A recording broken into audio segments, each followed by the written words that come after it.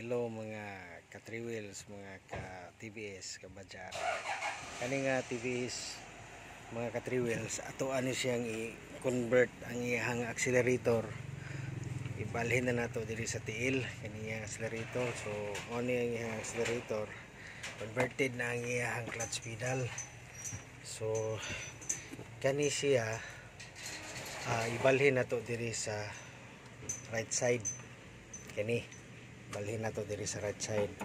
So natay gihimo ani kani siya para diri na nato ni siya ibutang diri, ilisa nato diri sa kiniyang original. Okay, so